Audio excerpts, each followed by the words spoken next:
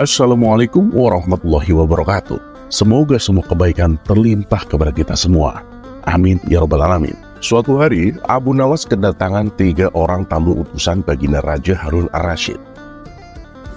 Abu Nawas, kami diutus oleh baginda Raja untuk berak di tempat tidurmu. Karena ini perintah baginda Raja, kamu itu tidak boleh menolak, kata salah seorang dari mereka. Ya, saya sama sekali tidak keberatan. Silakan saja, kalau kalian mampu melaksanakan perintah baginda Raja, jawab Abu Nawas enteng. Betul, tanya utusan untuk memastikan. Iya, silakan saja, sahut Abu Nawas.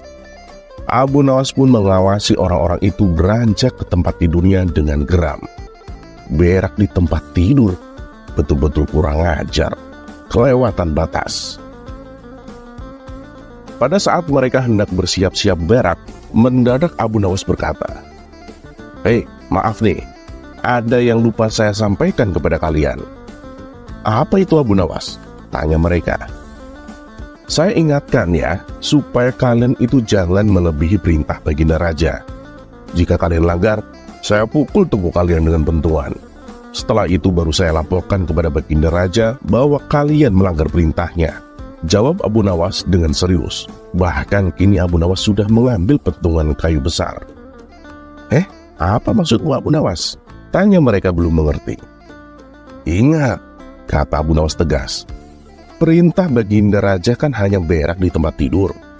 "Ya, iya betul," kata mereka. "Hanya berak tok loh. Jadi kalian itu tidak boleh kencing, tidak boleh lepas celana, tidak boleh cebok, hanya berak saja," kata Abu Nawas lagi. "Wah, itu yo tak mungkin dong Abu Nawas. Kami juga pasti kencing nanti," kata mereka. "Kalau gitu ya aku pukul tubuh kalian sekeras-kerasnya," jawab Abu Nawas. "Loh, kok gitu?" kata mereka dengan ekspresi yang masih bingung. "Iya, sebab kalian itu telah melanggar perintah baginda Raja." Mereka pun saling pandang dengan cengar-cengir, pertanda bahwa mereka sudah mengerti apa yang dimaksud oleh Abu Nawas. "Aduh, kalau begitu kami ya tak sanggup mengerjakan perintah baginda Raja," kata mereka. "Ya, itu bukan urusan saya dong," kata Abu Nawas. "Abu Nawas!" tiba-tiba terdengar suara Ja'far dari luar pintu rumah. Abu Nawas segera keluar rumah untuk menemui orang kepercayaan baginda Raja Harun ar-Rasyid itu, diikuti oleh ketiga utusan baginda Raja yang hendak berak di tempat tidur Abu Nawas. "Abu Nawas, aku sudah mendengar perdebatan kalian. Baginda Raja memang memerintahkan mereka itu berak di tempat tidurmu. Jika 3 orang ini sanggup, mereka masing-masing akan mendapat hadiah 1000 dirham. Jika gagal, maka mereka boleh kau pukul sesuka hatimu," kata Ja'far. "Oh begitu, lalu hadiah dari baginda untukku apa?" tanya Abu Nawas sedikit cengengesan. "Sekarang juga kau boleh menghadap baginda Raja untuk menerima 3000 dirham. "Hah? 3000 dirham?" seru Abu Nawas dengan riang sembari mengambil pentungan. Lalu 3 orang utusan yang mau berak di tempat tidur Abu Nawas tadi dipentungi pantatnya. "Buk, buk, buk. Ampun Abu Nawas," teriak mereka. "Mau berak di tempat tidurku? Teriak Abu Nawas sambil terus mementungi mereka. "Tidak Abu Nawas, ampun." 3 orang itu pun lari terbirit-birit. Ja'far dan Abu Nawas pun tertawa terpingkal-pingkal. Lalu Ja'far berkata kepada Abu Nawas, "Baginda Raja itu sudah yakin kamu itu pasti dapat mengatasi masalah ini. Beliau itu memang menginginkan kehadiranmu di istana untuk menghibur hatinya yang sedang gundah Abu Nawas." Dapat kita ketahui dari cerita ini bahwa Abu Nawas itu sangat cerdik sekali. Meskipun dalam keadaan tidak karuan, campur aduk kalut malut, tetapi Abu Nawas bisa menyelesaikan misinya dengan baik. Terlepas apakah cerita ini adalah cerita fiksi atau kenyataan, karena hikmah adalah barang hilang seorang muslim. Di mana ia menemukannya, maka ia berhak mengambilnya.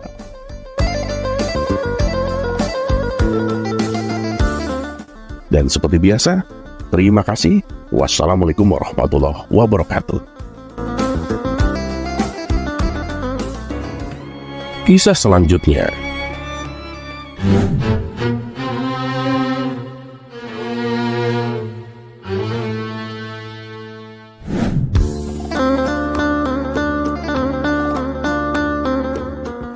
Assalamualaikum warahmatullahi wabarakatuh.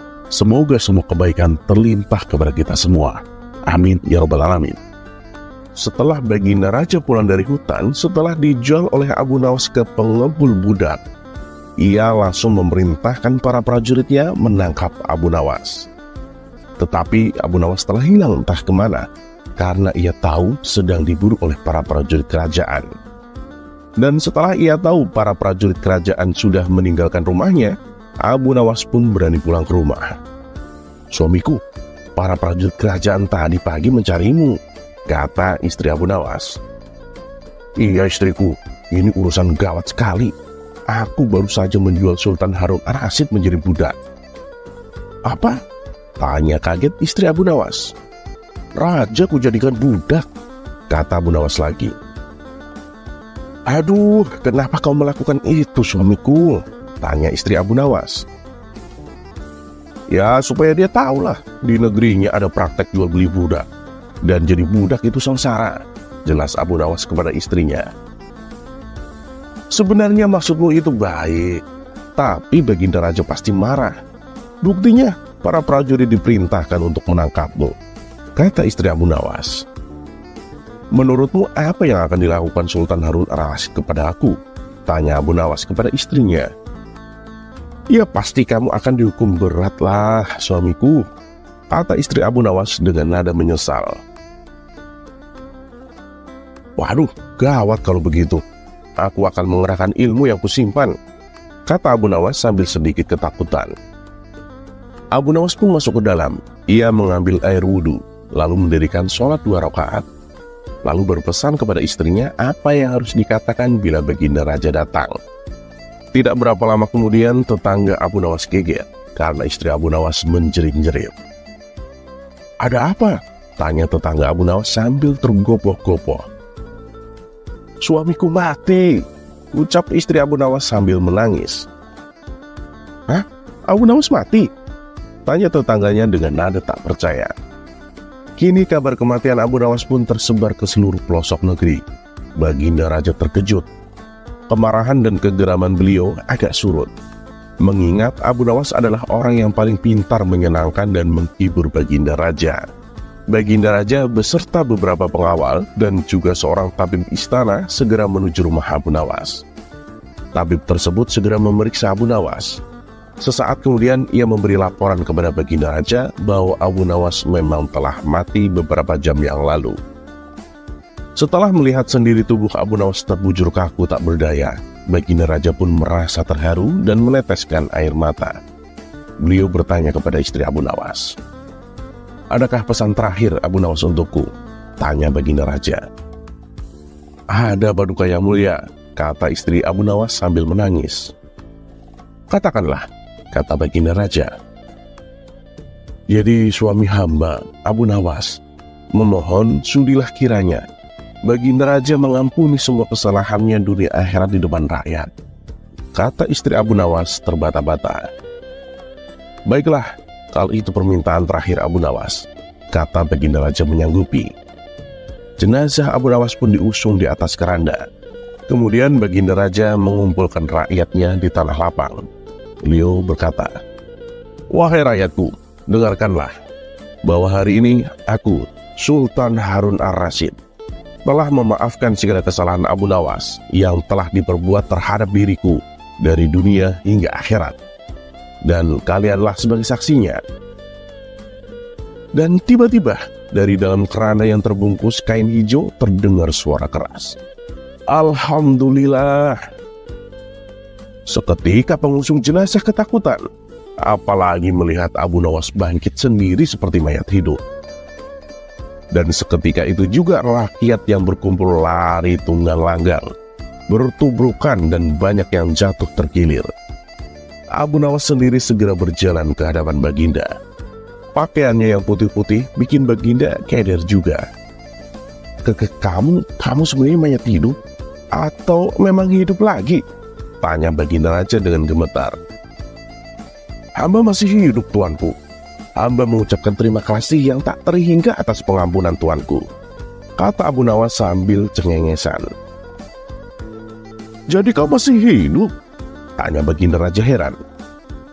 Iya Baginda, segar bugar. Buktinya, kini hamba merasa lapar dan ingin pulang, kata Abu Nawas sambil tertawa. Kurang ajar, ilmu apa yang kau pakai Abu Nawas? Ini ilmu dari Maha Guru Sufi, guru hamba yang sudah lama meninggal, kata Abu Nawas sambil memusungkan dada. Cobalah ajarkan ilmu itu kepadaku Abu Nawas, kata Baginda Raja. Oh ya tak mungkin Baginda, hanya guru hamba yang mampu melakukannya. Hamba tak bisa mengajarkannya sendiri, kata Abu Nawas cengengesan. Wah kamu dasar pelit, kata Baginda Raja menggerutu kecewa. Dan begitulah Abu Nawas bisa bangkit dari kematian hanya karena pengampunan dari Baginda Raja.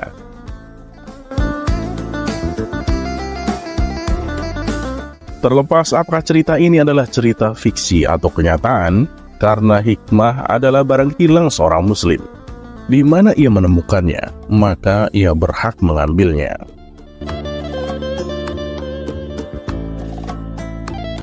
Dan seperti biasa, terima kasih. Wassalamualaikum warahmatullahi wabarakatuh.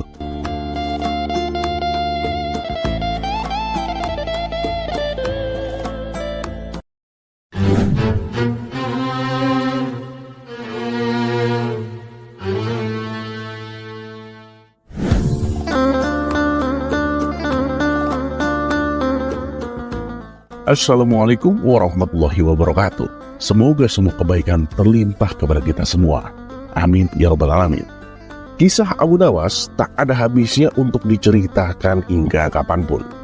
Seperti pada kisah kali ini, kecerdikan Abu Nawas dalam menyelamatkan rajanya dari rongrongan dan kudeta para pengkhianat. Selidik punya selidik, ternyata yang telah melakukan pengkhianatan adalah para menteri raja sendiri. Dan berkat bantuan Abu Nawas yang pandai ini, akhirnya bisa ditemukan juga nama menteri yang telah berkhianat. Berikut kisah lengkapnya.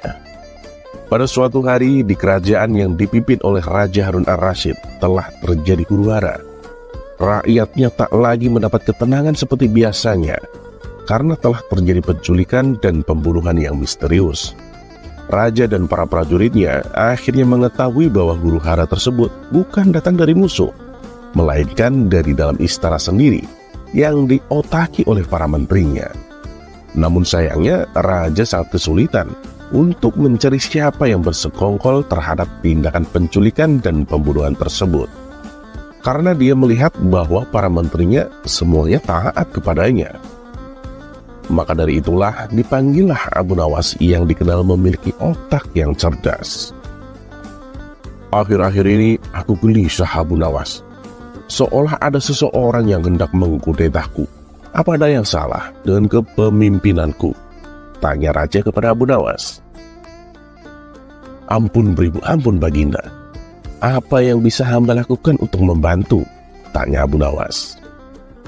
Begini Abu Nawas, berilah cara kepadaku untuk menguji kesetiaan para menteriku, kata Raja dengan iming-iming hadiah.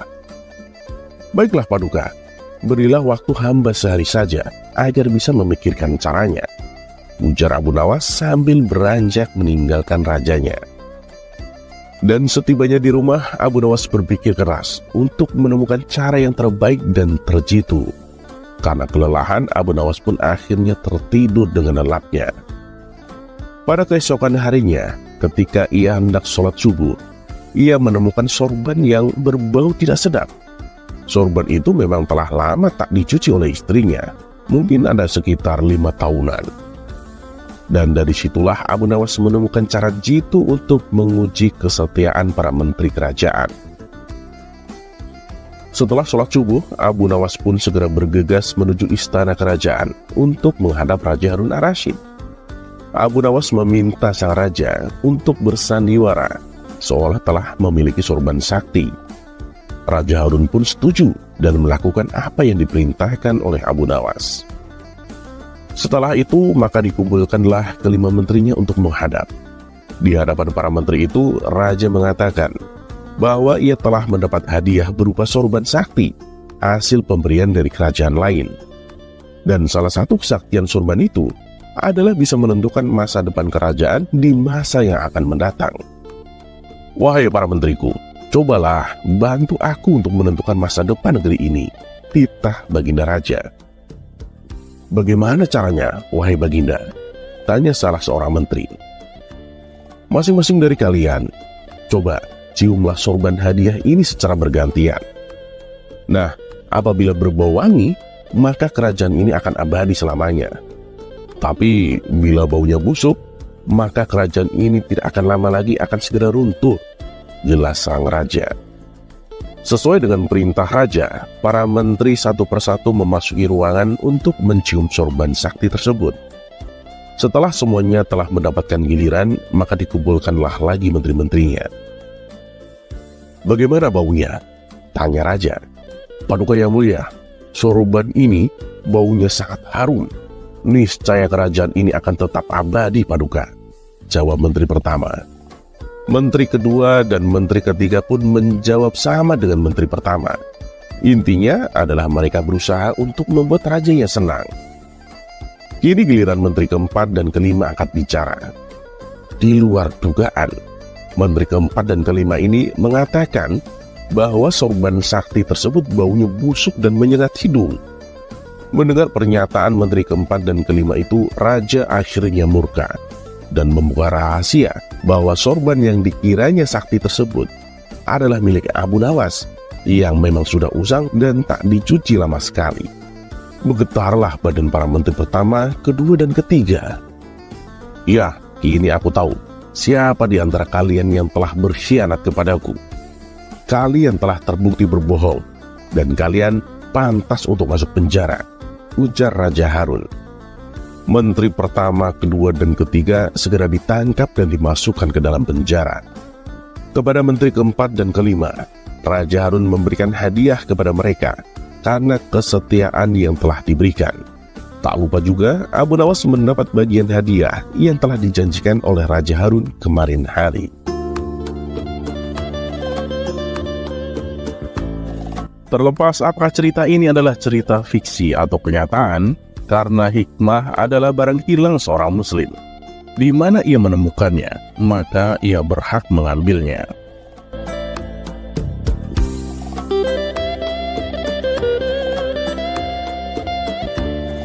Dan satu yang harus selalu kita tahu, bahwa Allah Subhanahu wa Ta'ala tidak pernah menjanjikan bahwa langit itu selalu biru, bunga selalu mekar, dan mentari selalu bersinar. Tapi ketahuilah bahwa Dia selalu memberi pelangi di setiap badai, senyum di setiap air mata, berkah di setiap cobaan, dan jawaban di setiap doa.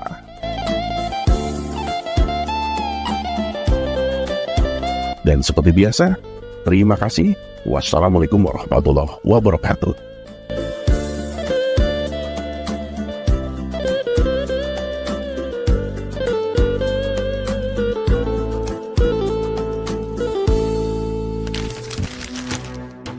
Kisah selanjutnya.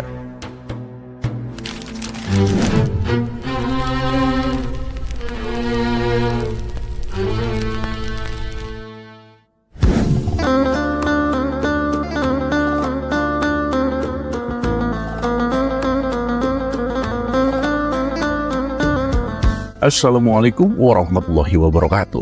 Semoga semua kebaikan terlimpah kepada kita semua. Amin ya rabbal alamin.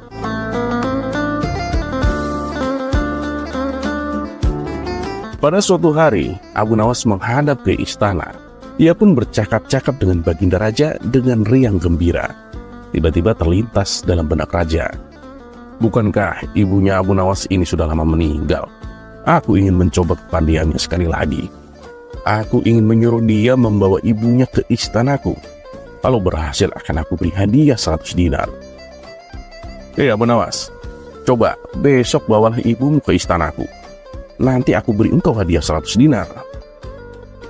Abu Nawas pun kaget, seraya bergumam dalam hati.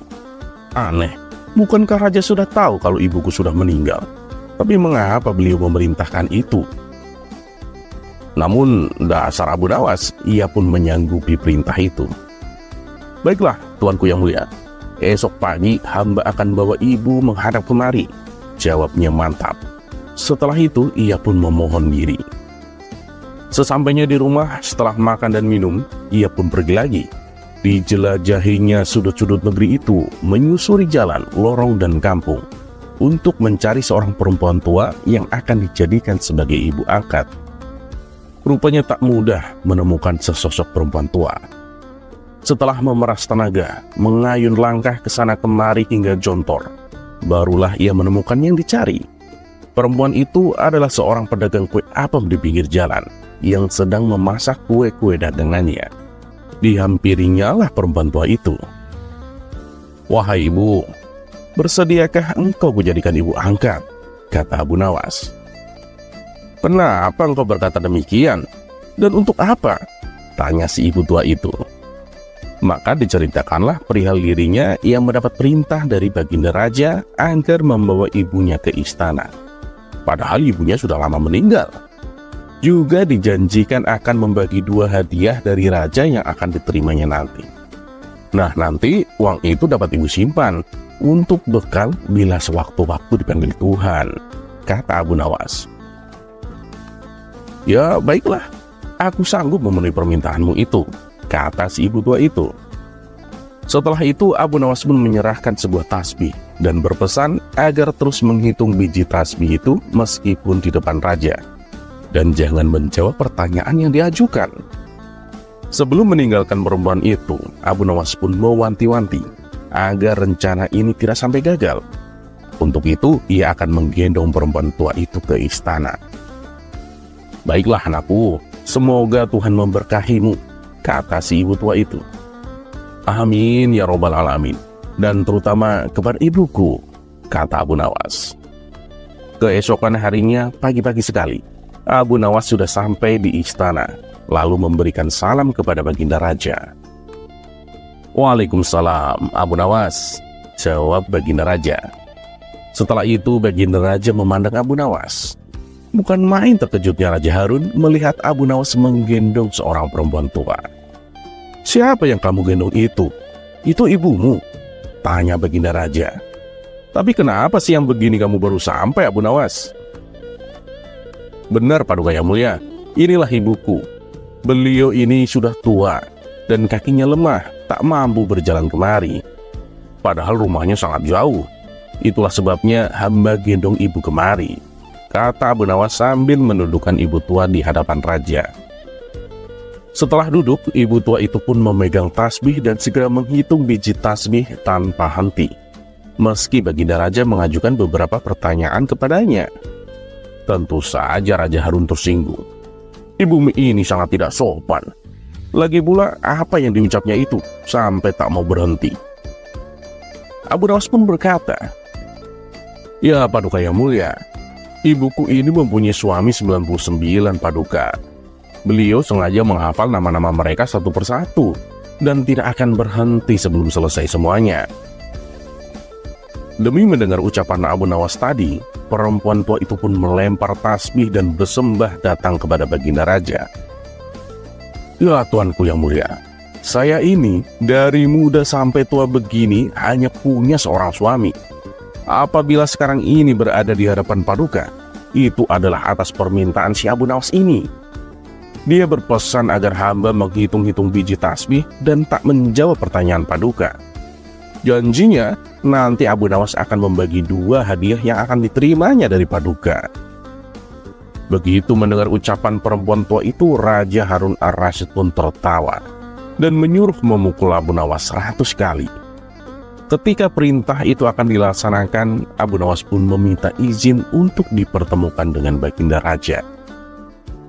"Wahai Paduka yang mulia, hukuman apakah yang akan Paduka jatuhkan kepada hamba ini?"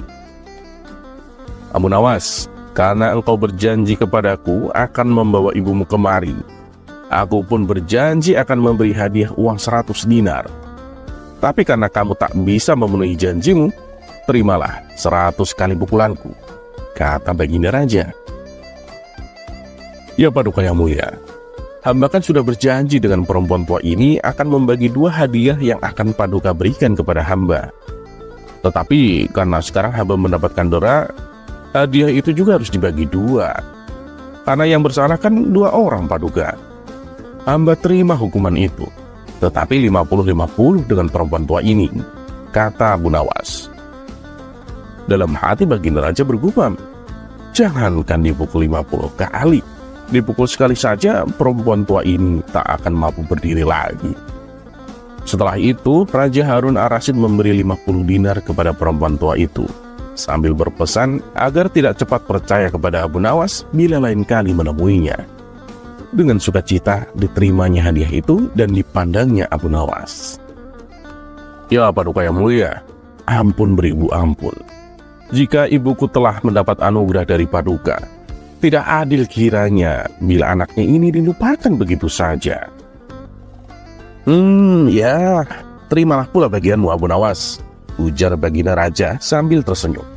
Ini, semua orang pun tertawa dalam hati setelah Abu Nawas bermohon diri pula ke rumah.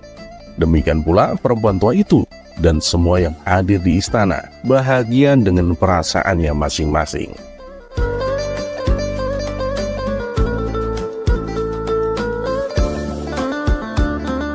Terlepas apakah cerita ini adalah cerita fiksi atau kenyataan, karena hikmah adalah barang hilang seorang muslim.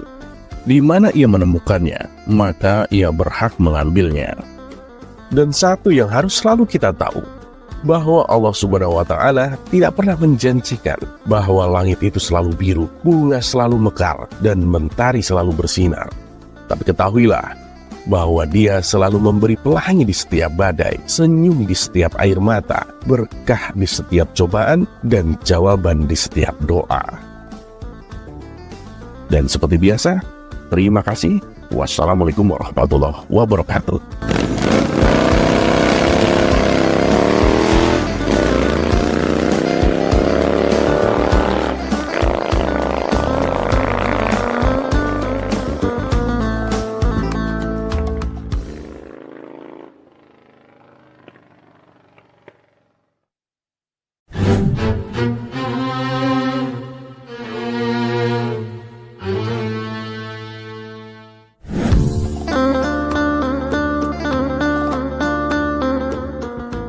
Assalamualaikum warahmatullahi wabarakatuh. Semoga semua kebaikan terlimpah kepada kita semua. Amin ya rabbal alamin. Pada suatu hari, Abu Nawas berjalan-jalan hingga sampai di kampung pedalaman. Kampung tersebut berada di daerah gurun dan jauh dari tempat tinggalnya. Di kampung itu tampak keramaian, dan ternyata ada kerumunan orang yang sedang membuat bubur. Ketika Abu Nawas asik mengamati suasana, tanpa disadari ada puluhan pasang mata yang mengawasinya. Tidak berapa lama kemudian, Abu Nawas sudah tertangkap dan diikat oleh para penduduk setempat. Lalu dia pun dibawa ke tengah-tengah kerumunan orang yang sedang membuat bubur tersebut. Saat ada seseorang yang membawa golok tajam mendekatinya, Abu Nawas tidak tinggal diam saja. "Hei, kenapa aku ditangkap?" tanya Abu Nawas. Salah seorang dari mereka menjelaskan bahwa setiap ada orang asing, mereka akan menyembelihnya, lalu mencampurnya ke dalam adonan bubur dan memakannya.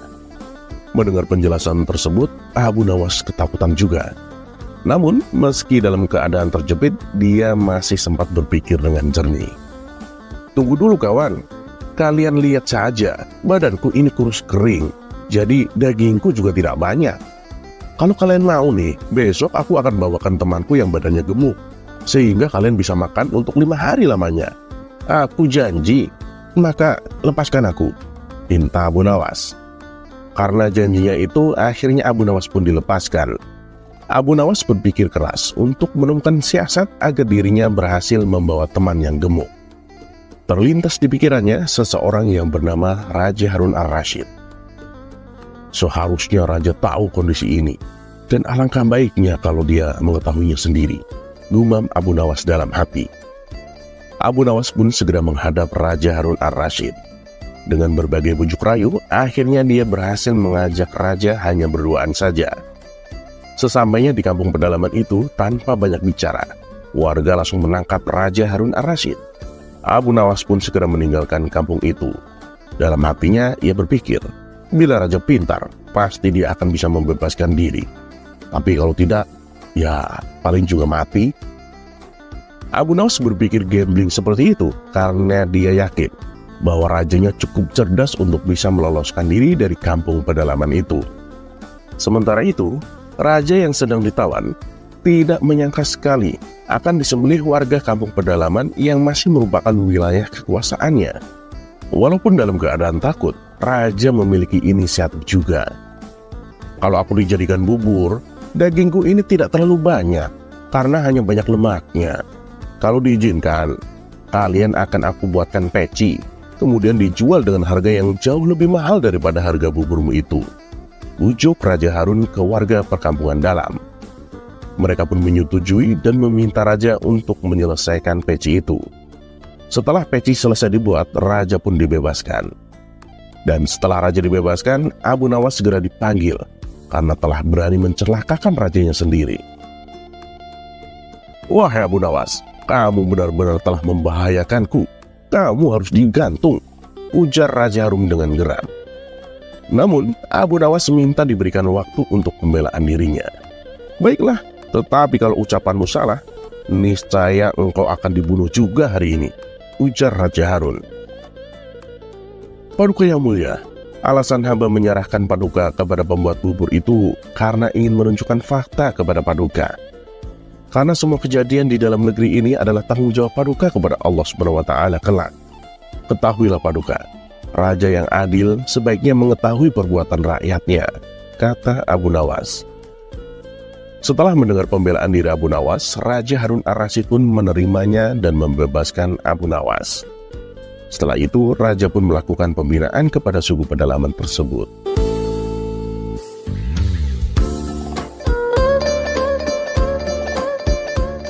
Terlepas apakah cerita ini adalah cerita fiksi atau kenyataan, karena hikmah adalah barang hilang seorang muslim.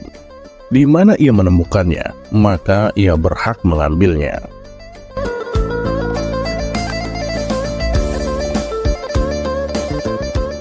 Dan seperti biasa, terima kasih. Wassalamualaikum warahmatullahi wabarakatuh.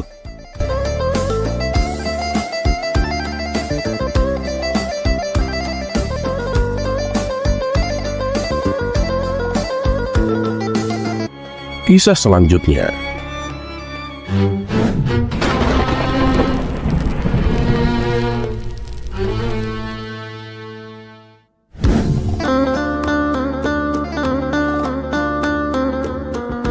Assalamualaikum warahmatullahi wabarakatuh. Semoga semua kebaikan terlimpah kepada kita semua. Amin ya rabbal alamin. Biasanya, ketika ada sebuah makam keramat yang diziarahi banyak orang, dikarenakan di situ dikuburkan seorang yang alim atau pahlawan yang berjasa besar. Namun berbeda dengan makam keramat Abu Nawas. Dikisahkan, sepulang Abu Nawas bersilaturahmi ke rumah sahabatnya, ia diberi hadiah seekor keledai sebagai kenang-kenangan. Beberapa hari kemudian, Abu Nawas pun mendengar kabar bahwa sahabatnya itu meninggal dunia. Abu Nawas pun merasa sedih. Ia tak menyangka sahabatnya yang sangat dicintai itu pergi begitu cepat meninggalkan dunia ini. Dan untuk mengobati rasa kehilangannya, Abu Nawas pun merawat dengan baik keledai pemberian sahabatnya itu. Abu Nawas memperlakukan si keledai dengan sepenuh hati, layaknya memperlakukan sahabatnya yang telah meninggal tersebut. Kemudian tak berselang lama, Abu Nawas kembali dirundung duka. Keledai pemberian sahabatnya itu juga ikut mati. Ia lalu menguburkannya di kampung sahabatnya yang telah meninggal itu. Setelah mengubur keledainya, Abu Nawas pun bersimpuh di pusara makam sambil meratapi keledainya untuk beberapa waktu. Abu Nawas terlihat khusyuk berdoa dengan bercucuran air mata. Kemudian rombongan warga melintas di tempat itu. Mereka berpikir pasti itu adalah makam orang yang sakti. Sebab Abu Nawas yang terkenal alim dan pintar saja sampai rela datang ke kampung mereka hanya untuk menziarahi makam itu. Rombongan warga ini lalu berhenti dan ikut berdoa di makam tersebut. Tentu saja hal ini membuat Abu Nawas kaget. "Apa yang kalian lakukan?" tanya Abu Nawas keheranan. Wah, kami juga ingin mendapatkan berkah seperti dirimu, Abu Nawas. Kami yakin makam ini bukan makam orang sembarangan, jawab mereka. Abu Nawas pun kaget mendengarnya. Ia langsung memberitahu bahwa kuburan tersebut bukanlah makam siapa-siapa, melainkan kuburan keledai miliknya. Tapi mereka tidak mempercayainya. Ah, mana mungkin ini makam keledai? Buktinya, kamu sampai sebegitu sedihnya.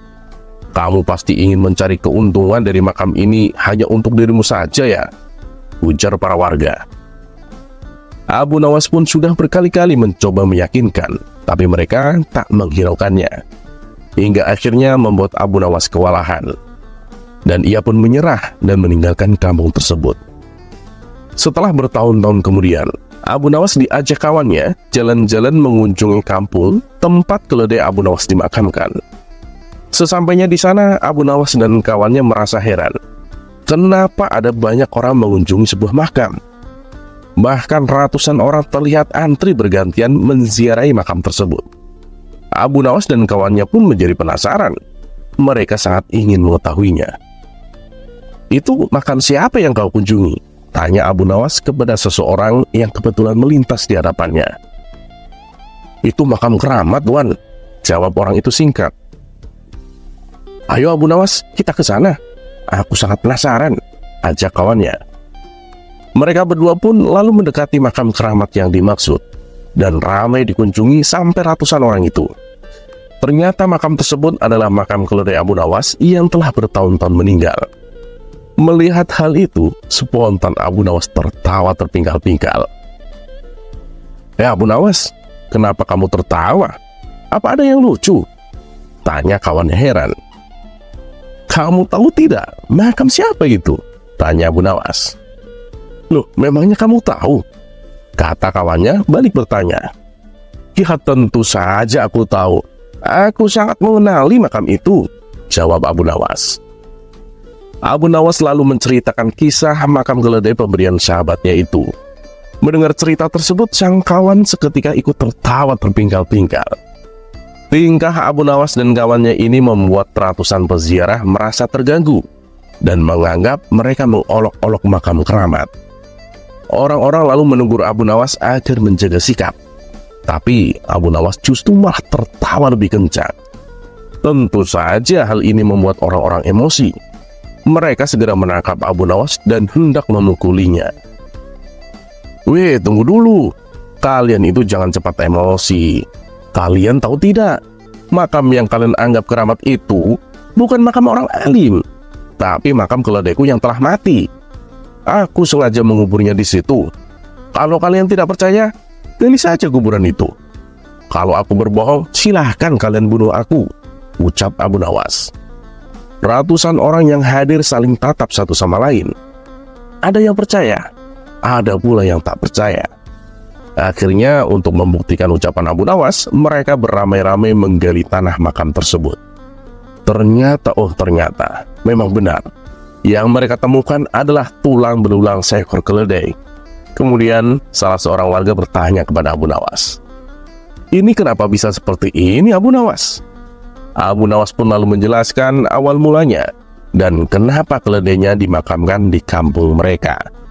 Itu dikarenakan keledai miliknya adalah pemberian sahabatnya yang telah meninggal dunia, yang juga merupakan penduduk kampung ini. Dan sejak saat itulah orang-orang menjadi sadar dan tak lagi menganggap keramat makam tersebut. Terlepas apakah cerita ini adalah cerita fiksi atau kenyataan, karena hikmah adalah barang hilang seorang muslim. Di mana ia menemukannya, maka ia berhak mengambilnya.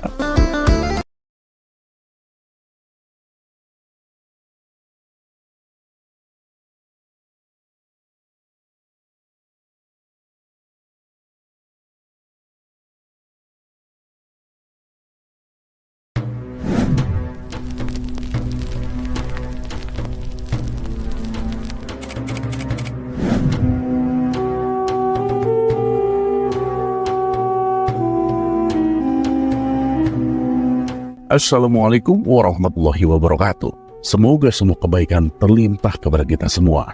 Amin ya rabbal alamin. Suatu hari, Abu Nawas berangkat menuju pasar untuk berjualan mencari rezeki tambahan. Sesampainya di pasar, ia langsung menggelar tikar sebagai lapak jualannya. Kebetulan pada hari itu, ia berjualan sandal ajaib.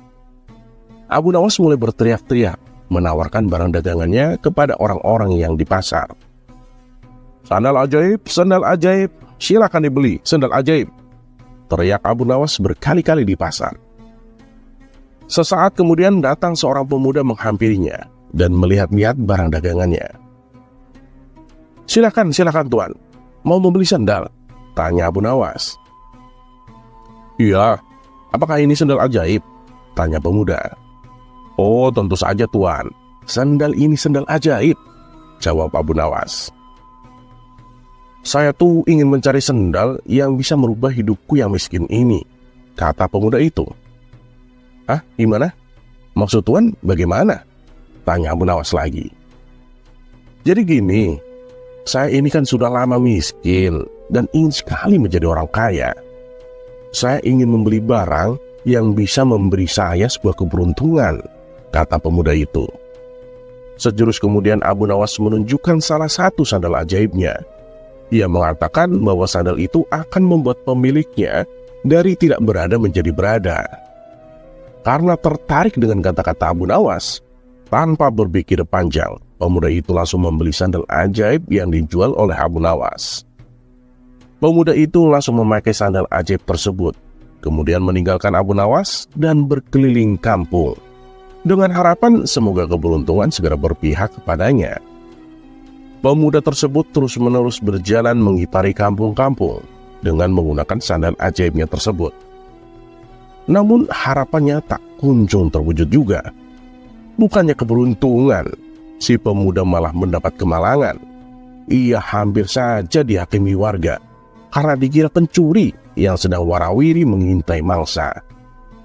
Hari sudah menjelang sore. Dengan perasaan marah dan kecewa, ia akhirnya mencari Abu Nawas untuk meminta pertanggungjawabannya. Setelah bertanya ke sana dan kemari, akhirnya ia menemukan Abu Nawas.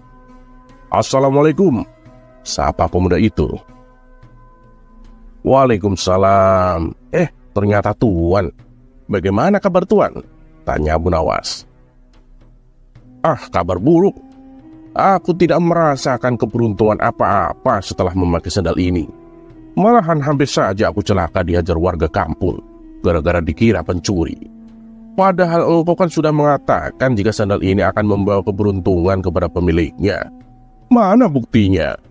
Protes si pemuda. Tunggu dulu tuan. Seingat saya tuh nggak pernah mengatakan seperti itu tuan, sanggah Abu Nawas. Saya itu hanya mengatakan bahwa sandal ini akan membuat orang yang tidak berpunya menjadi berpunya. Buktinya adalah tuan sebelumnya kan belum memiliki sandal ajaib. Nah, sekarang kan sudah memilikinya, kata Abu Nawas.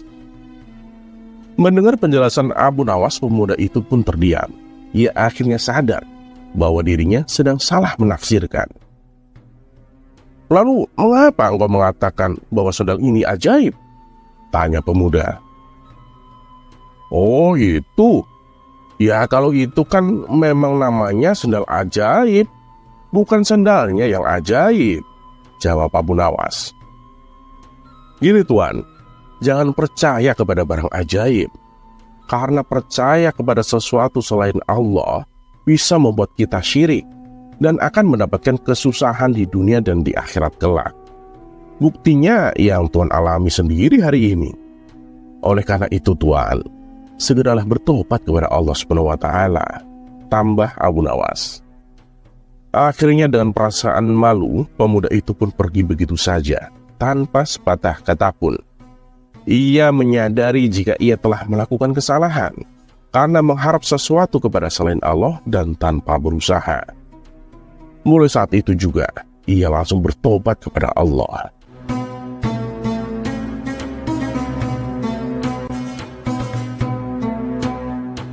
Terlepas apakah cerita ini adalah cerita fiksi atau kenyataan, karena hikmah adalah barang hilang seorang muslim. Di mana ia menemukannya, maka ia berhak mengambilnya. Dan satu yang harus selalu kita tahu, bahwa Allah Subhanahu wa Ta'ala tidak pernah menjanjikan bahwa langit itu selalu biru, bunga selalu mekar, dan mentari selalu bersinar.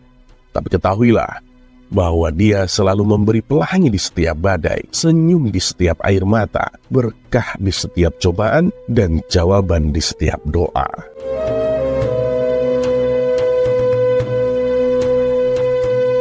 Dan seperti biasa, terima kasih.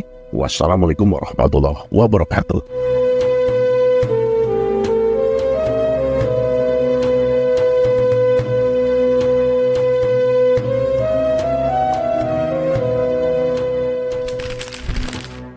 Kisah selanjutnya.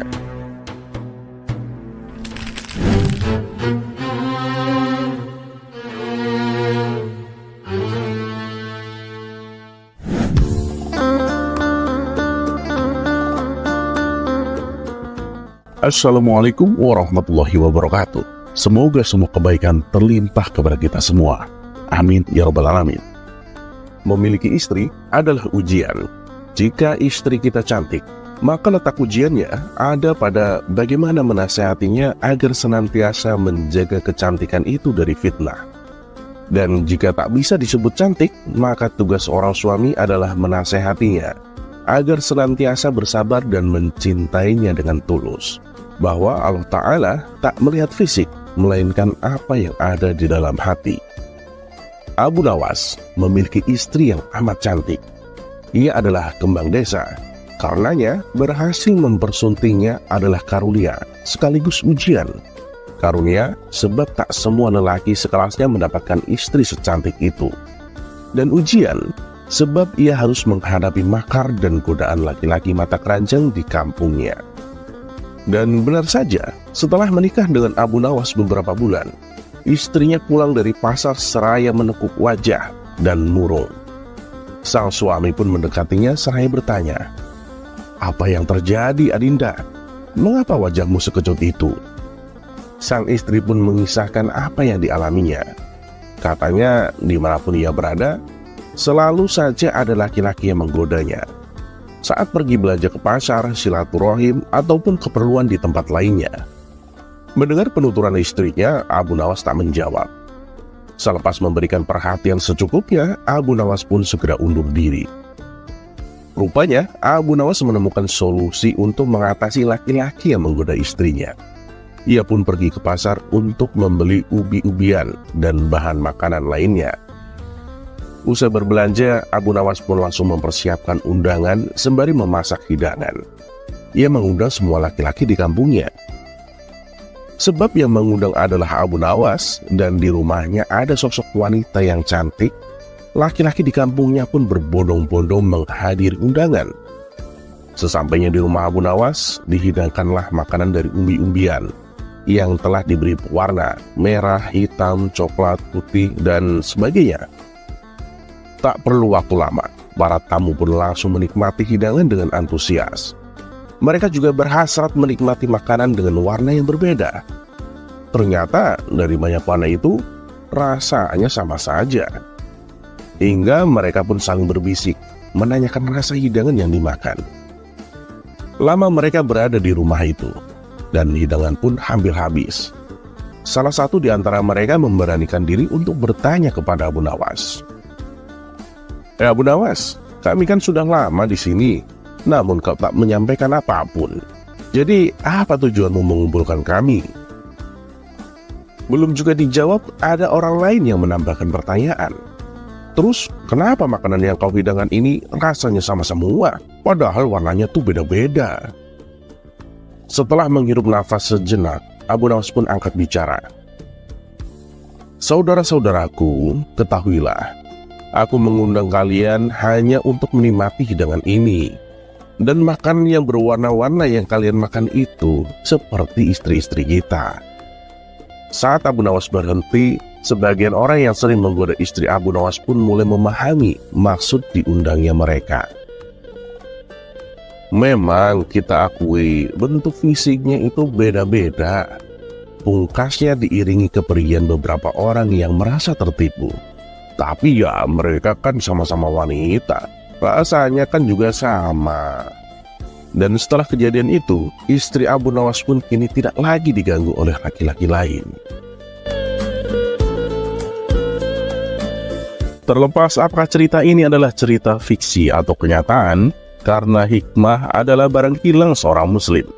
Di mana ia menemukannya, maka ia berhak mengambilnya.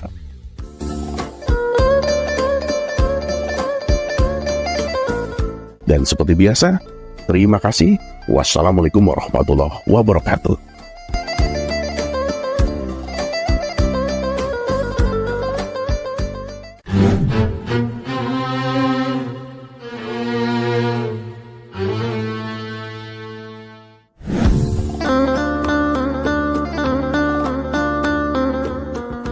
Assalamualaikum warahmatullahi wabarakatuh.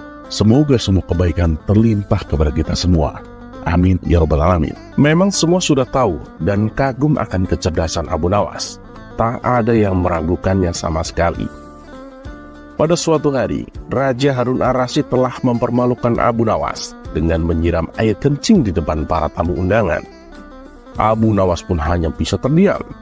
Namun dalam hati, dia merencanakan sesuatu di hari yang lain. Berikut kisahnya. Figur Abu Nawas ini memang sangat lihai dalam menyelesaikan masalah. Tak hanya lucu saja, akan tetapi juga bijaksana. Sehingga Abu Nawas tidak dapat dianggap enteng. Raja sangat bangga memiliki warga seperti Abu Nawas ini. Namun, di sisi lain, dari diri Abu Nawas juga sangat menjengkelkan Raja. Karena ulahnya yang selalu tidak tahu diri. Oleh karena itulah, baginda Raja tak pernah berhenti memeras otaknya untuk membalas Abu Nawas. Seperti pada tahun-tahun sebelumnya, setiap bulan Rabiul Awal diadakan acara Maulid Nabi. Sambil tersenyum, baginda Raja bergumam dalam hati. Awas kamu Abu Nawas, kali ini kamu pasti kena. Acara Maulid Nabi pun tibalah waktunya dan diselenggarakan di istana. Pada saat itu, semua pembesar negeri hadir, termasuk putra-putra mahkota dari kerajaan sebelah, termasuk pula Abu Nawas ikutan diundang. Dengan perintah Raja, semua yang hadir di acara Maulid Nabi tersebut dipersilakan untuk berdiri, dan kemudian disirami dengan air mawar yang menebarkan bau harum. Kecuali Abu Nawas, dia disiram dengan air kencing. Setelah disiram dengan air kencing tersebut, jadi sadarlah Abu Nawas kalau dirinya telah dipermalukan di depan para pembesar negeri. Dia dibungkam 1000 bahasa dan hanya bisa bergumam dalam hati. Baiklah Paduka, hari ini Paduka telah memberiku kuah tak sedap. Esok hari aku akan membalasnya. Sejak saat itu Abu Nawas tak pernah menjejakkan kakinya di istana. Raja pun menjadi kangen dibuatnya karena kelucuannya saat bercerita. Ketika Raja memanggilnya ke istana, rupanya Abu Nawas tidak bersedia dengan alasan sakit yang membuat tubuhnya lemah lunglai. Karena khawatir telah terjadi sesuatu dengan diri Abu Nawas, Raja pun ingin menengoknya, diiringi dengan beberapa petinggi kerajaan. Pucuk dicinta, ulam pun tiba. Begitu mendengar Raja menuju ke rumahnya, Abu Nawas yang dalam keadaan segar bugar itu pun langsung memasang aksi. Matanya terpejam, badan tergeletak lemah lunglai.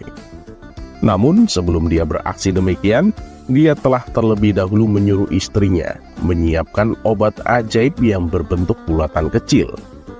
Di mana di antara bulatan obat ajaib itu terdapat 2 butir yang dibubuhi sesuatu di dalamnya. Tak berapa lama kemudian, Raja sudah ada di depan pintu rumah Abu Nawas. Wahai Abu Nawas, apa yang kamu telan itu? Tanya baginda Raja. Ya inilah yang disebut obat ajaib Paduka. Resepnya hamba peroleh lewat mimpi tadi malam. Jika hamba menelan 2 butir, niscaya akan sembuh. Jawab Abu Nawas yang terlentang dan segera bangun setelah menelan pil yang kedua. Wah, kalau begitu, aku juga mau minum obat ajaib itu, Abu Nawas, kata baginda Raja. Baiklah tuanku, Paduka berbaringlah dan pejamkan mata seperti hamba sekarang ini. Tidak boleh duduk, apalagi berdiri, kata Abu Nawas. Maka Raja pun menuruti perintah Abu Nawas. Begitu mata Raja terpejam, Abu Nawas cepat-cepat memasukkan butiran obat ajaib yang telah dibubuhi sesuatu ke mulut raja. Tiba-tiba saja, Baginda Raja bangkit sambil membelalakkan matanya. "Hei Abu Nawas, engkau memberiku makan tinja ya?" kata Baginda Raja. Maka Abu Nawas pun segera bersimpuh sambil memberi hormat kepada rajanya. "Dulu kan Paduka memberi hamba kuahnya. Ya, jadi sekarang hamba memberi isinya. Nah, kalau Paduka tidak memberi hamba uang 1000 dinar, kejadian ini akan hamba ceritakan kepada khalayak ramai," kata Abu Nawas sedikit mengancam. "Diamlah hai Abu Nawas, jangan ngomong ke siapa-siapa. Nanti aku akan memberimu uang 1000 dinar," kata Baginda Raja. Setelah kejadian itu, raja dan semua pengikutnya kembali ke istana. Mereka pun menyiapkan pundi-pundi yang berisi uang 1000 dinar. Nah, untuk kesekian kalinya, Abu Nawas berhasil memperdayai rajanya, bahkan berhasil memalak rajanya. Terlepas apakah cerita ini adalah cerita fiksi atau kenyataan, karena hikmah adalah barang hilang seorang muslim. Di mana ia menemukannya, maka ia berhak mengambilnya.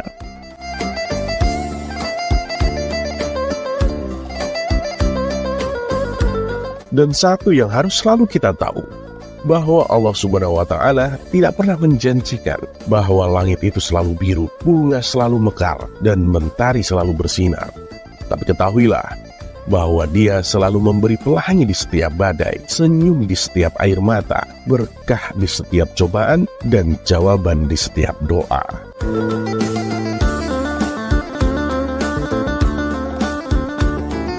Dan seperti biasa, terima kasih. Wassalamualaikum warahmatullahi wabarakatuh.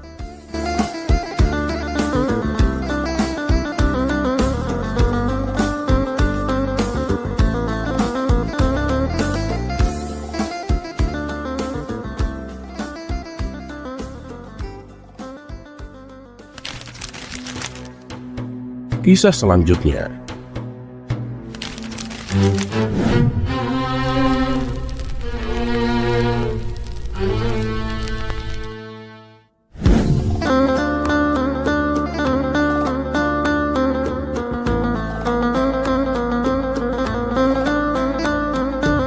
Assalamualaikum warahmatullahi wabarakatuh.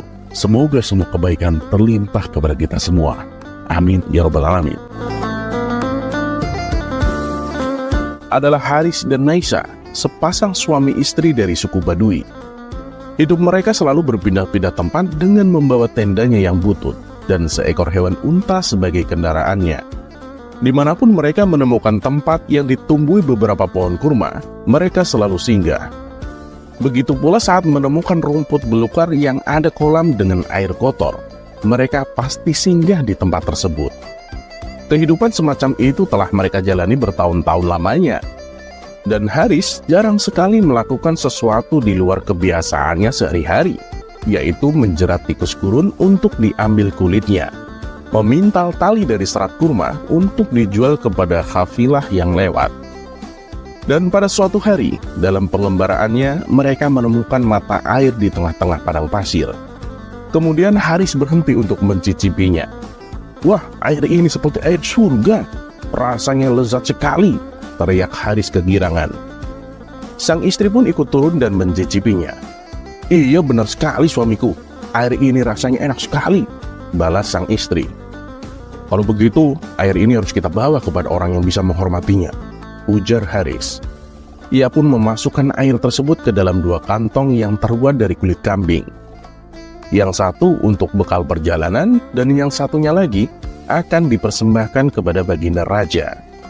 Maka berangkatlah mereka menuju Baghdad untuk menemui Raja Harun ar-Rasyid. Mereka berjalan terus tanpa berhenti, kecuali untuk mengunyah beberapa buah kurma. Beberapa hari kemudian sampailah mereka di Baghdad, dan langsung menuju istana. Ketika hendak masuk gerbang istana, mereka dicegat oleh pengawal. "Mau apa kalian? Ada keperluan apa datang kemari?" tanya si pengawal. "Ini kami membawakan air istimewa. Air ini rasanya seperti air surga," jawab Haris dan istrinya. Keduanya pun diperbolehkan masuk dan diantar menghadap baginda raja. "Siapa kalian? Dan ada keperluan apa datang kemari?" tanya baginda raja. "Wahai Paduka yang mulia, perkenalkan, nama saya Haris. Saya adalah seorang badui yang miskin. Meskipun saya hanya tahu sedikit tentang hal-hal lain, tapi kami sangat mengetahui segala macam air di padang pasir. Dan tujuan saya datang kemari untuk memberitahu bahwa saya telah menemukan mata air yang rasanya lezat seperti air surga," kata Haris menjelaskan. Seketika baginda raja terkejut dan penasaran dengan air yang diceritakannya. "Lalu apakah kau bawa contoh airnya?" tanya baginda raja. "Benar Paduka yang mulia, saya membawa contoh airnya, dan saya akan mempersembahkan untuk Paduka," jawab Haris. Ketika baginda raja mencicipi, ternyata rasanya agak asin seperti air laut. "Air seperti ini kok dibilang seperti air surga? Apaannya yang lezat?" pikir baginda raja. Namun baginda raja tersadar bahwa yang dihadapinya adalah seorang badui. Wajar bila mereka menganggap air tersebut terasa lezat. Sebab dengan hidup berkelana di padang pasir, mereka sulit menemukan air yang bersih dan jernih. "Baiklah Haris, atas penemuan kalian akan kuberi upah 1000 keping emas. Dan mengenai mata air yang kalian temukan itu, silahkan bagikan kepada kafilah yang lewat," tutur baginda raja. Mendengar hal itu, Haris pun merasa sangat bahagia, karena ia beranggapan mata air yang ditemukannya sangat berharga, dan membuat sang raja bangga. Kemudian baginda raja memanggil kepala pengawal dan berbisik kepadanya, "Yang bagi kita bukan apa-apa, baginya adalah segala-galanya.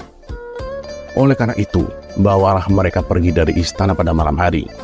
Tapi ingat, jangan sampai mereka melihat sungai Tigris, apalagi sampai mencicipi airnya. Kawal mereka hingga keluar gerbang kota," perintah baginda raja. Begitulah sifat Raja Harun ar-Rasyid. Ia tetap menghormati persembahan rakyatnya tanpa harus membuatnya tersinggung. Bahkan, ia malah memberinya hadiah.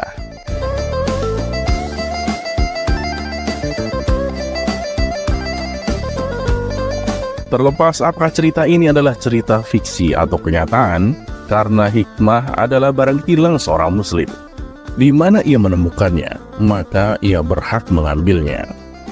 Dan satu yang harus selalu kita tahu, bahwa Allah Subhanahu wa Ta'ala tidak pernah menjanjikan bahwa langit itu selalu biru, bunga selalu mekar, dan mentari selalu bersinar. Tapi ketahuilah bahwa Dia selalu memberi pelangi di setiap badai, senyum di setiap air mata, berkah di setiap cobaan, dan jawaban di setiap doa. Dan seperti biasa, terima kasih. Wassalamualaikum warahmatullahi wabarakatuh.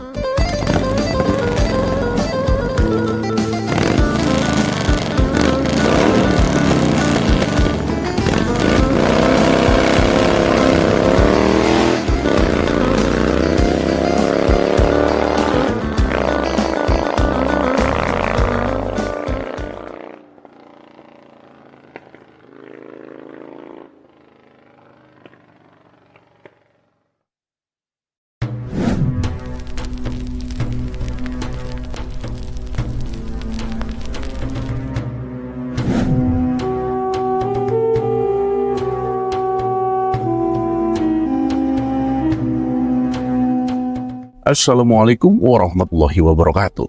Semoga semua kebaikan terlimpah kepada kita semua. Amin ya rabbal alamin. Pada suatu hari, Abu Nawas kedatangan tamu yang tak lain adalah teman lamanya. Maka dipersilahkanlah tamu tersebut untuk duduk di teras rumahnya yang berbentuk panggung. Tak selang beberapa lama kemudian, angin bertiup agak kencang. Lalu atap teras itu bergoyang dan berbunyi kreot-kreot.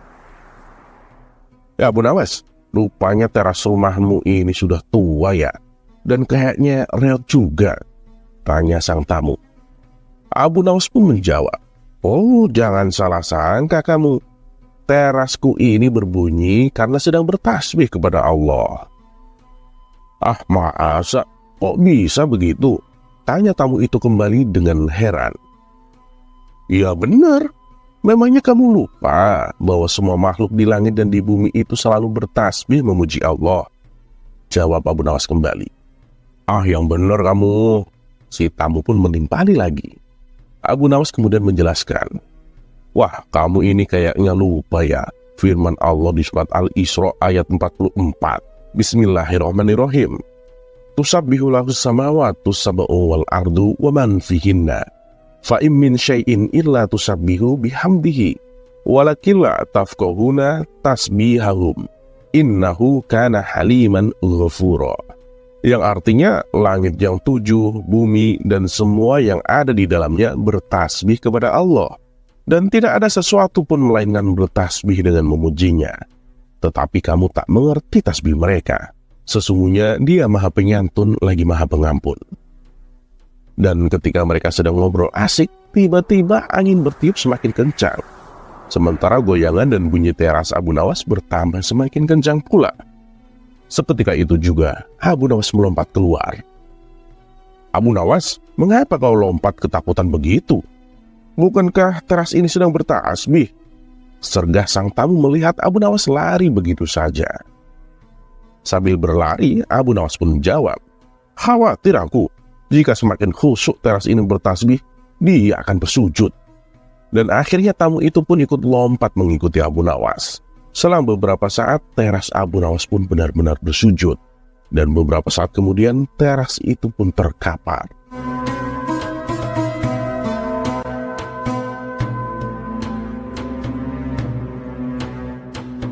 Terlepas apakah cerita ini adalah cerita fiksi atau kenyataan, karena hikmah adalah barang hilang seorang muslim. Di mana ia menemukannya, maka ia berhak mengambilnya. Dan seperti biasa, terima kasih. Wassalamualaikum warahmatullahi wabarakatuh.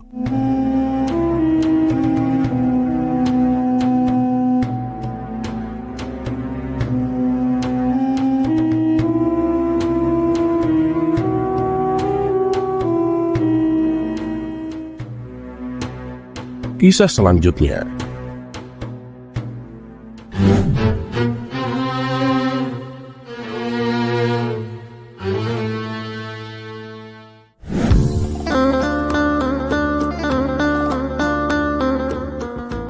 Assalamualaikum warahmatullahi wabarakatuh. Semoga semua kebaikan terlimpah kepada kita semua. Amin ya rabbal alamin. Abu Nawas adalah seorang pujangga Arab yang lahir di kota Afas di negeri Persia. Abu Nawas seorang yang sangat cerdas dan cerdik. Beliau dipercaya sebagai wali Allah. Dan pada suatu ketika, Raja Harun ar-Rasyid memanggil si pria pintar itu ke istana.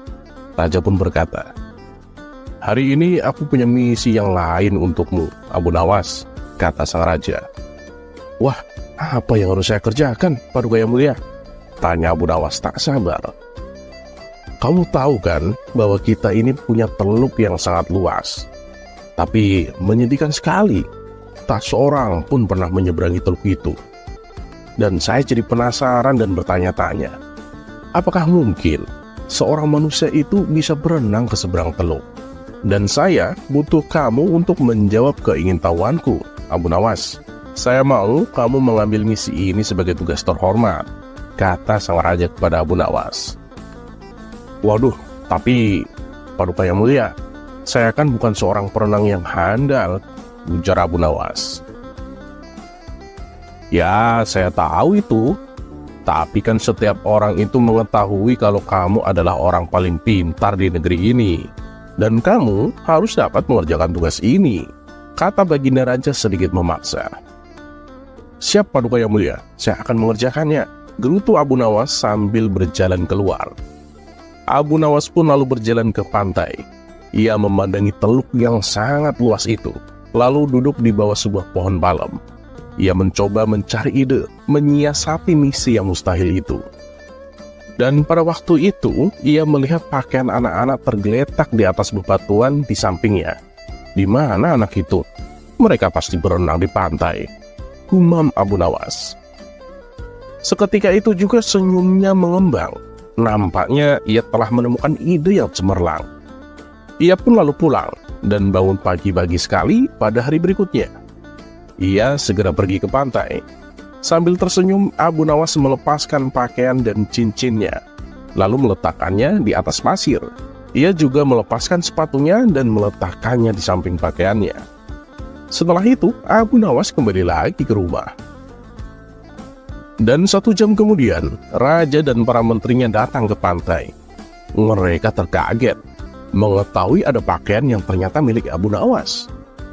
Mereka pun berspekulasi kalau Abu Nawas itu sedang berenang mengarungi laut untuk mencapai Teluk. Tapi sebagian dari mereka meragukan kalau Abu Nawas yang punya kemampuan berenang pas-pasan berani mengarungi laut. Dan untuk membuktikan rasa penasaran mereka, akhirnya mereka pun sepakat untuk mendatangi rumah Abu Nawas. Sesampainya di rumah Abu Nawas, raja dan para menteri hanya ditemui oleh istrinya. Ia mengatakan kalau Abu Nawas meninggalkan rumah pagi hari sebelumnya. Kemarin ia mengatakan pada Tuan bahwa ia akan berenang menyeberangi Teluk. Ia berkata bahwa Paduka Yang Mulia yang memerintahkannya melakukan demikian. Sebenarnya sih saya tak tega membiarkannya pergi, karena saya tahu Paduka, ia itu bukan perenang yang handal, kata wanita itu dengan sedih. Tiba-tiba datang seorang pengawal istana melapor. Paduka Yang Mulia, Abu Nawas ditemukan.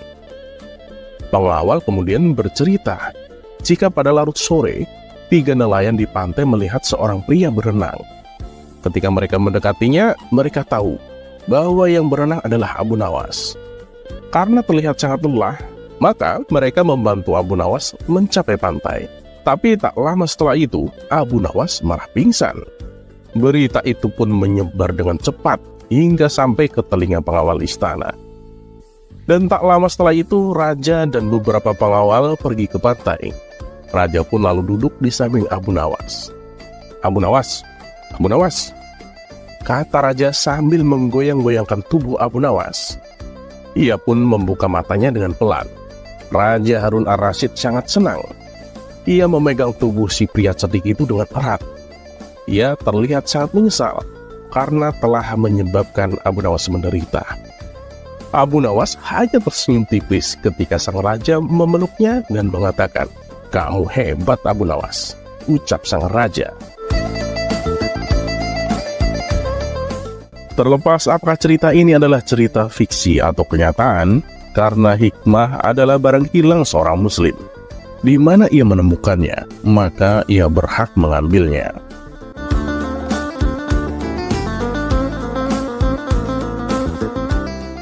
Dan seperti biasa, terima kasih.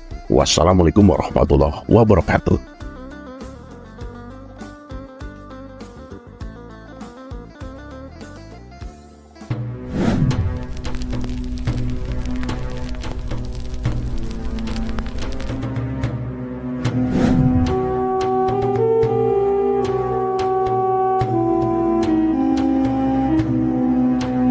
Assalamualaikum warahmatullahi wabarakatuh. Semoga semua kebaikan terlimpah kepada kita semua. Amin ya rabbal alamin. Pada suatu malam, ada seorang pencuri masuk ke dalam rumah Abu Nawas dengan cara merusak pintu belakang rumah. Tindakan pencuri itu ternyata diketahui oleh Abu Nawas. Tapi apa yang dilakukan Abu Nawas? Bukannya memukul dan menangkap pencuri, ataupun berteriak agar para tetangganya terbangun dan menangkap pencuri itu, tapi justru ia mencari tempat persembunyian. Setelah masuk ke dapur, pencuri itu mulai mencari barang-barang berharga di rumah Abu Nawas dengan cara mengendap-endap. Ia mulai membuka lemari, laci, dan melihat-lihat kolong di bawah tempat tidur. Tapi ia tak menemukan satupun barang berharga. Tak ada uang, tak ada emas, guci keramik pun tak ada, ataupun barang-barang berharga lainnya. Pencuri itu tak putus asa. Ia kembali memeriksa ulang setiap ruangan yang ada di dalam rumah Abu Nawas untuk memastikan bahwa ia telah menggeledah semua tempat yang ia duga terdapat barang berharga. Sampai suatu ketika, ia melihat sebuah kotak besar di dalam suatu ruangan yang sebelumnya tak sempat ia periksa. Pencuri itu langsung membayangkan, di kotak itulah barang-barang berharga disimpan. Dengan hati-hati, pencuri itu membuka kotak. Tapi betapa kagetnya ia, ketika yang ada di dalam kotak itu adalah Abu Nawas, yang tak lain adalah si pemilik rumah. Abu Nawas pun juga terkaget-kaget. Secara spontan pencuri itu bertanya, apa yang kamu lakukan dalam kotak ini? Saya sembunyi dari kamu, jawab Abu Nawas. Loh, kenapa bisa begitu? Tanya si pencuri heran. Saya tuh malu sama kamu, karena saya tak memiliki apa-apa untuk kamu curi. Itulah kenapa aku bersembunyi di kotak ini, jawab Abu Nawas lagi. Setelah menerima jawaban seperti itu, pencuri itu dengan hati kecewa meninggalkan rumah Abu Nawas. Tapi ia juga bersyukur, sekaligus heran, karena Abu Nawas tak berteriak memanggil tetangganya, sehingga ia pun selamat dari hajaran massa.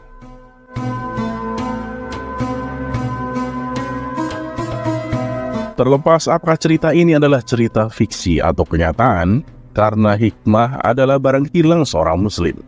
Di mana ia menemukannya, maka ia berhak mengambilnya. Dan satu yang harus selalu kita tahu, bahwa Allah Subhanahu wa Ta'ala tidak pernah menjanjikan bahwa langit itu selalu biru, bunga selalu mekar, dan mentari selalu bersinar. Tapi ketahuilah bahwa Dia selalu memberi pelangi di setiap badai, senyum di setiap air mata, berkah di setiap cobaan, dan jawaban di setiap doa. Dan seperti biasa, terima kasih. Wassalamualaikum warahmatullahi wabarakatuh.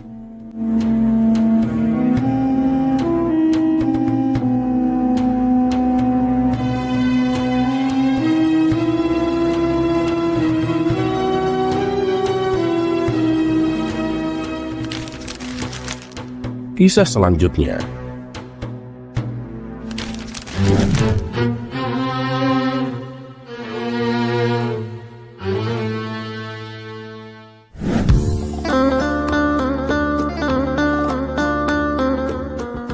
Assalamualaikum warahmatullahi wabarakatuh.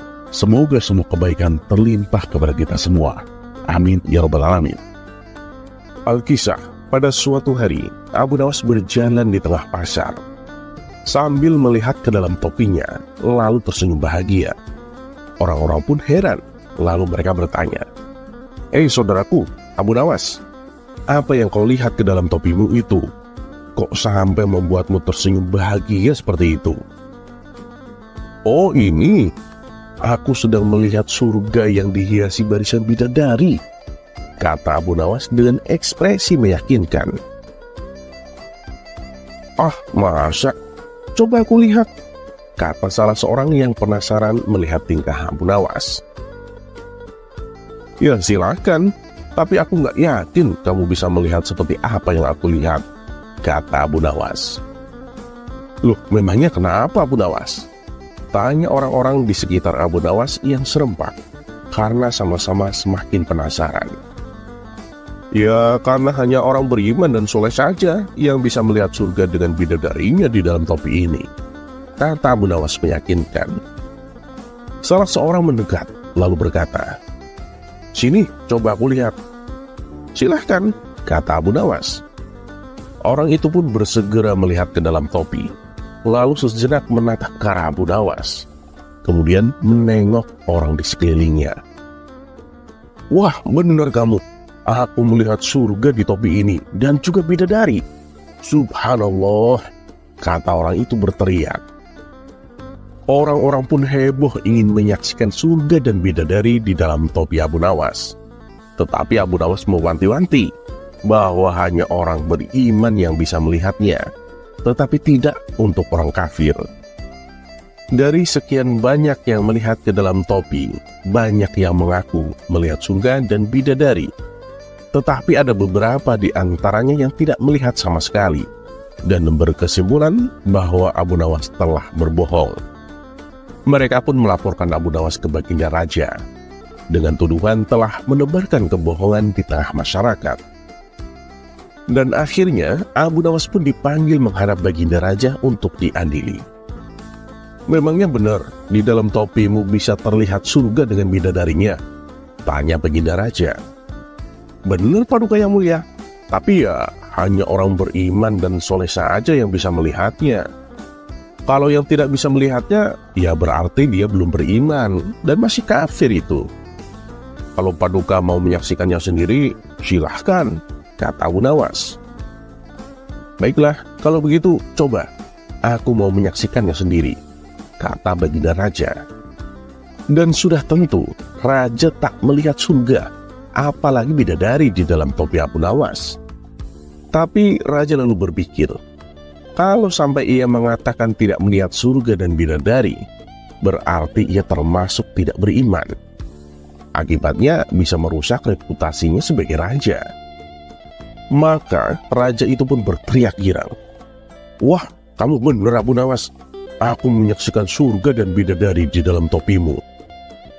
Rakyat yang menyaksikan reaksi rajanya itu lalu diam seribu bahasa, dan tak ada lagi yang berani membantah Abu Nawas. Mereka takut berbeda dengan raja, karena khawatir dianggap dan dicap kafir atau belum beriman. Dan akhirnya, konspirasi kebohongan yang ditebar oleh Abu Nawas mendapat legitimasi dari raja. Boleh jadi dalam hati Abu Nawas tertawa sinis sambil bergumam, "Beginilah akibatnya kalau ketakutan sudah menenggelamkan kejujuran, maka kebohongan pun akan merajalela." Ketika keberanian lenyap dan ketakutan telah menenggelamkan kejujuran, maka kebohongan akan melenggang-langgang sebagai sesuatu yang benar. Ketakutan untuk berbicara jujur juga karena faktor gengsi. Gengsi dianggap belum beriman, atau dengan alibi atau alasan lainnya. Kepercayaan diri sebagai pribadi yang mandiri untuk berkomitmen pada kebenaran berdasarkan prinsip kejujuran telah dirontokkan oleh kekhawatiran label status yang sesungguhnya sangat subjektif dan semu. Kecerdikan konspirasi opini publik Abu Nawas telah menumbangkan kebenaran dan kejujuran. Dan akhirnya, kecerdasan tanpa kejujuran dan keberanian takluk di bawah kecerdikan yang dilakonkan dengan penuh keberanian dan kepercayaan diri, meskipun itu adalah kebohongan yang nyata.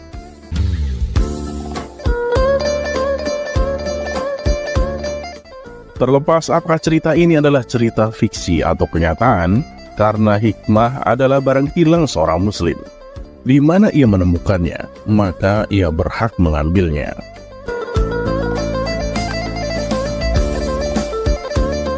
Dan satu yang harus selalu kita tahu, bahwa Allah Subhanahu wa Ta'ala tidak pernah menjanjikan bahwa langit itu selalu biru, bunga selalu mekar, dan mentari selalu bersinar. Tapi ketahuilah bahwa Dia selalu memberi pelangi di setiap badai, senyum di setiap air mata, berkah di setiap cobaan, dan jawaban di setiap doa.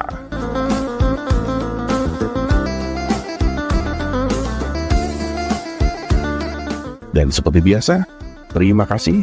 Wassalamualaikum warahmatullahi wabarakatuh.